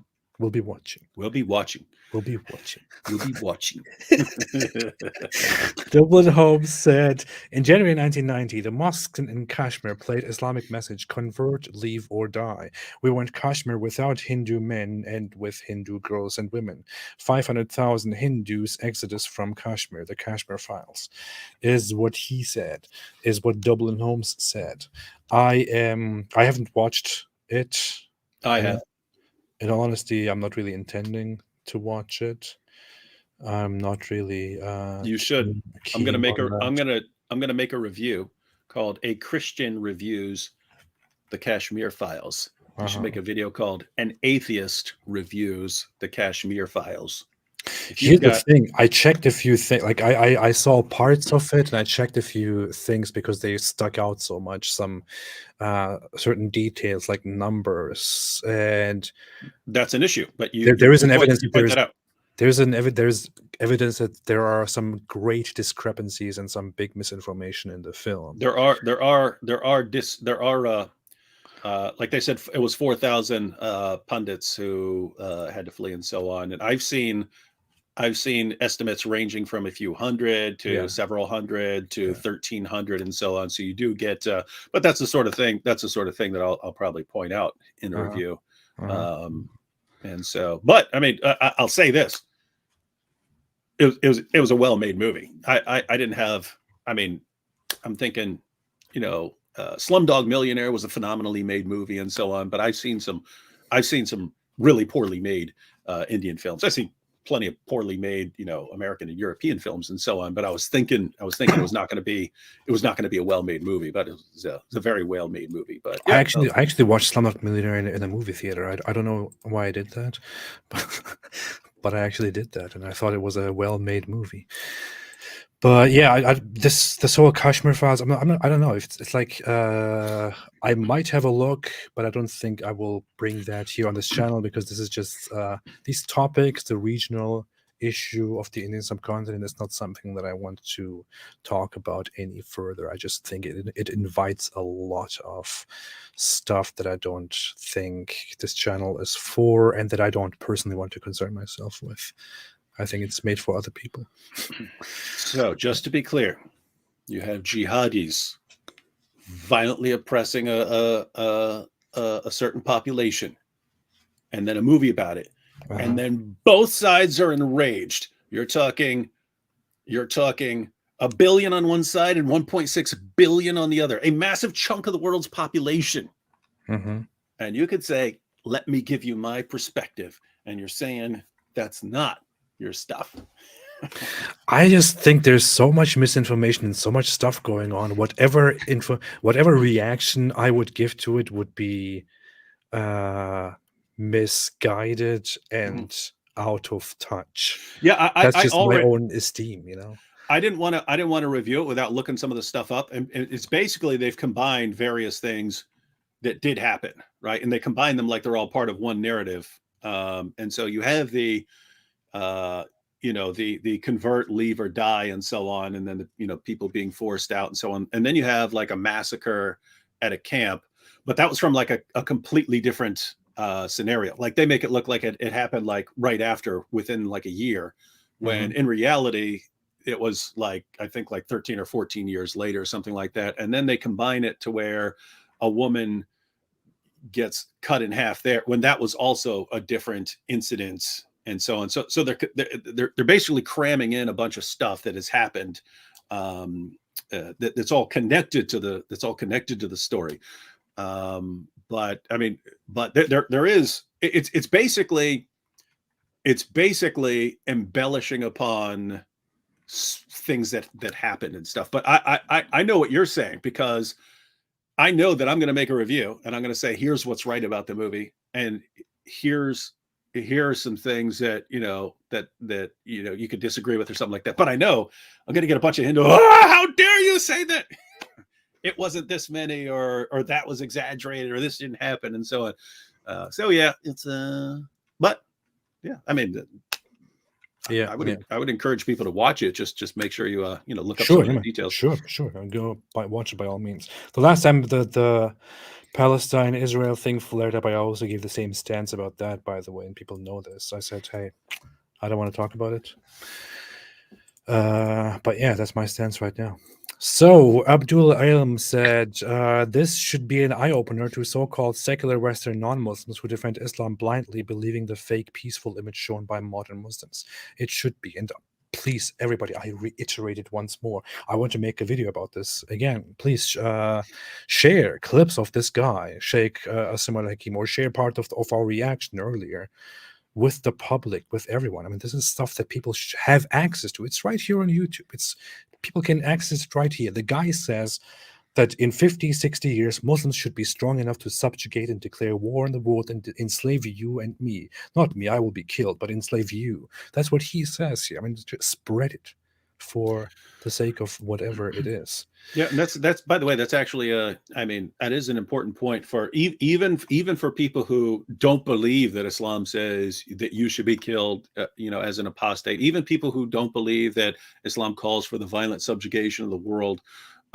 So even if you're right, you peaceful westernized Muslim who doesn't believe in any of this, even if you were right, there are still scholars saying that this is what people are going to do. And guess what? Who are the jihadis of the future going to listen to? Are they going to listen to you and your loving feelings towards everyone? Or are they going to follow your scholars who are calling for jihad? Who are they going to follow, right?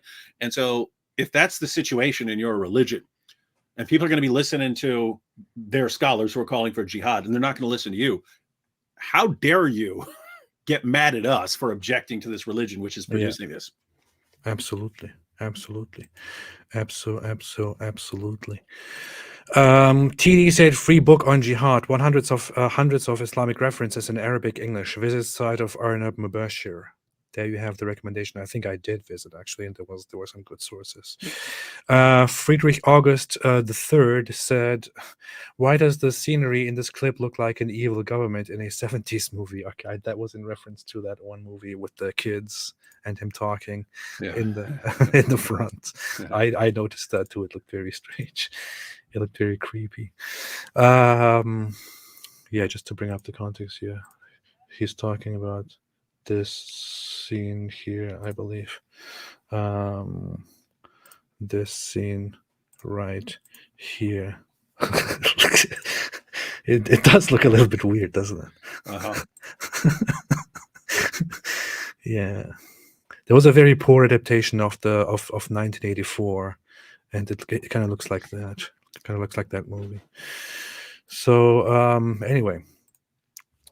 Happy Camper said, Drago Balzic said, please see my chats regarding the Muslim Brotherhood's plan for the destruction of the USA. I am long past those because I saved the super chats for later, but I bet people who view this video later will be able to catch that as well. Happy Camper said, if apostasy is at 24% now, what will happen when this info becomes mainstream? Thanks, AP and David Wood. Which is why we need to work toward making everything mainstream. Everything that we are saying needs to go out to the public, right out there. It's right here. It's so easy. It's so easy to spread. Seriously. Yeah, and I mean, you'll see people saying they left Islam after they found out about Muhammad and Aisha, and then they struggled with it for a while, and they left Islam. It's like that's the tip of the iceberg, and tons of, I mean, the overwhelming vast majority of Muslims, I mean, they still don't know that Muhammad thought his initial interpretation of his revelations was that they were demonic. They don't know that he repeatedly tried to kill himself. They don't know about the satanic verses. They don't know that he was according to his own sources, he was a victim of a magic spell that gave him delusional thoughts and false beliefs. They don't know the vast majority of the problems. And so if it's 24% now, where they still know very, very little, the Muslim community still knows very little about their prophet, what's it going to be like if we really make these things common knowledge throughout the world? Yeah. Marisa Kennedy said, "Can AP and or David Wood react to a video to an Adhan video? It could be comedy gold if you do it right." You could just play one day. You could just play it one day, and we'll. I thought of making a video of like ex-Muslim or non-Muslim or Islamophobe reacts to beautiful Quran recitation or beautiful Adhan or something like that, Yeah. just to parody those videos. Yeah. I thought of doing that before. Hey, I've mentioned this once or twice in the past, but one time I was speaking somewhere. I don't even remember where. I remember it was in Pennsylvania, but I knew that I had like a 5-hour drive, and so I bought like a CD of like best Quran recitation and so on. I was like, hey, they're saying it's so wonderful. The Quran is so wonderful that it makes an impression on you with its power and so on. So I was like, all right, I'm just gonna sit here and listen to the Quran while I'm driving. I was about 45 minutes. I just started getting a splitting headache. Like I don't get headaches. I almost never have a headache unless I like have a bad cold or something like that. But man, my head started hurting from listening to that nonsense. I had to turn it off. So was not impressed, ladies and gentlemen. Not impressed. Put a beat to it. Absolutely. Put a beat to it. Like, you know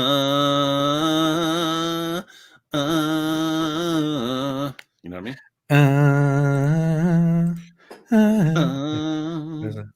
I need to play that. I should just put that here so I can play it on demand. Yeah, all right. So Aldo said, "Are you showing her the Ali Pride video?" Of course I will. Of course I will. What do you think? Of course I will. Of course I will. Danny the Ellis Gun said, David Wood, based on the shirt, are you what? Are you Gru? Gru. Oh, I've never actually seen the movie. But yeah, I am.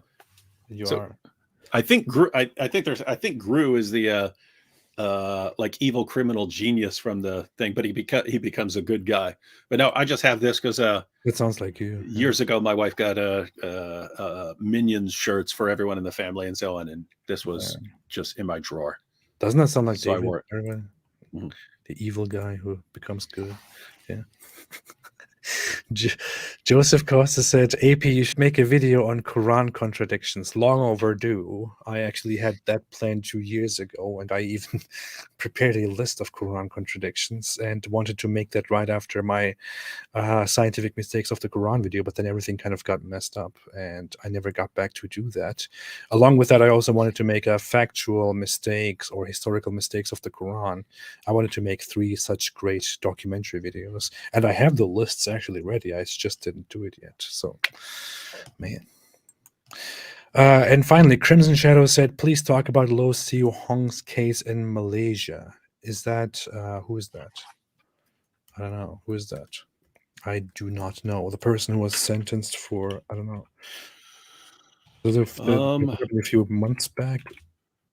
Court orders media not to expose names, pictures of Hindu mother, her children.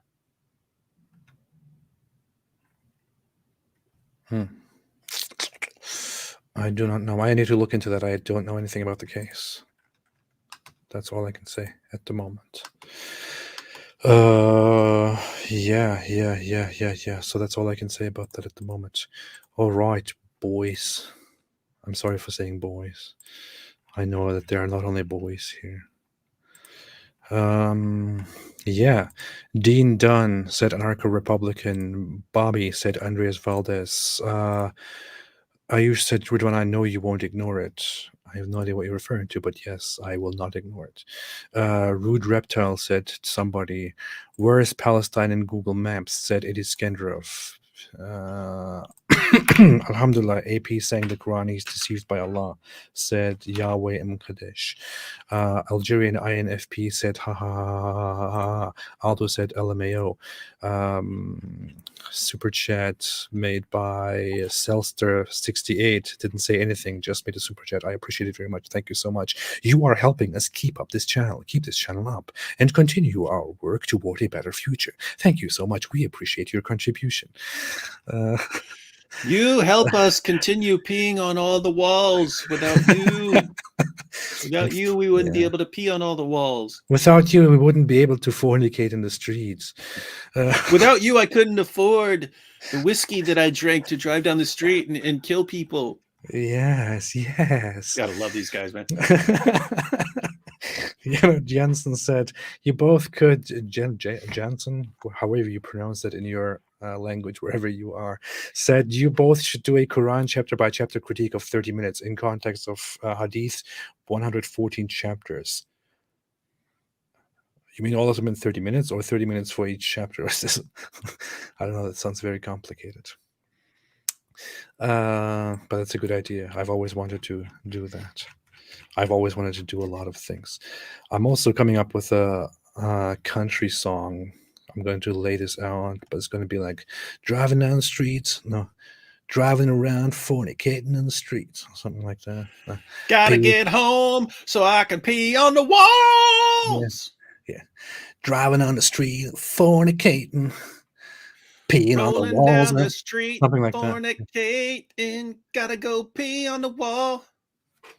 Yeah. With this on here. You do that. That's some YouTube gold right there. Yeah. Driving through the street and fornicating, peeing on the walls, and something else. I don't know. I have to work on that. Yeah. All right. What do you say, David? Are you a Chad yet? Yep. Have you become a Chad yet? Yep, trying to be Chad, trying to stop peeing on the walls and be a Chad. Mohammed Abdul made a super chat and said, if you write Zakir Naik maturation, there's a 6-minute video about it. You should make a video about it because apparently Islam doesn't consider it haram. I bet you are referring to masturbation here. Is that what we're talking about? If not, please forgive me. Either me. that or talking about the age of maturation. When is a girl mature? So yeah, I don't know. Oh yeah, maybe. I don't know. But with that said, I would like to say goodbye to everybody, and we will be back. We will be back with more. We will talk about more of these things. We'll talk about more of these people. Prophet, please, can you recite chapter 5, verse 51, please? You mean recite as in recited, literally, as in sing? 551 is the one that says, don't be friends with Jews and Christians. Don't take the Jews and Christians as friends. They are friends of each other. Oh, yeah. It says, you who have believed, do not take the Jews and Christians as allies. They are, in fact, allies of one another. And whoever is an ally to them among you, then indeed he is one of them. Friends, yeah. Indeed, Allah guides not the wrongdoing people. This is funny. I learned this as a child as well. So I was not supposed to be friends. And we took that literally as it is. We didn't, my parents and my community didn't bend this. They literally said, the Quran tells us that we are not supposed to be friends. They're disbelievers, and that's what we were following. And you know what? It's however you want to translate that, because awliya is the word, and it basically incorporates a bunch of different anyone you're having some sort of close relationship with, whether it's a friend or they'll translate it as allies, they'll translate it as protectors or protective friends. But notice whatever you want to do with that. Like protectors. It doesn't mean friends, David. It means protectors. Okay, wait. Jews and Christians can't be protectors. So no Jewish or Christian police officers or government officials. And you're not supposed to accept. You as a Muslim are not allowed to accept a Jew or a Christian as a police officer or as a leader or as anything else, because they would be your protectors. The point is, no matter what translation you go with, you end up with some interesting stuff. Yeah, yeah. I'm just singing in my head still, driving down the street and fornicating, peeing on the walls. I'm just composing that in my head right now while you're talking. Anyway, I will keep doing that, and we will be back very soon. Thanks everybody for watching. Thank you, David, for giving me such wonderful ideas. That's what I do. That's what I do. Everybody take care. I'll see you next time. And please, please share the fact that people like this guy, like the Muslim scholar, say that in 50, 60 years, Muslims should fight and enslave the non-Muslims. Please spread it. It's not us. It's them. Do it. Spread it. It's right there for everyone to access. Right there. Thanks, everybody, for watching. We will be back very, very soon. Don't forget to like this stream and share it with your extended relatives and your cousins and grandchildren and grandparents. Have a fantastic day, as always. And David, is there anything else that you want to say? TikTok, time to rock. That's wrong. It's stay away from Islam. No, that too.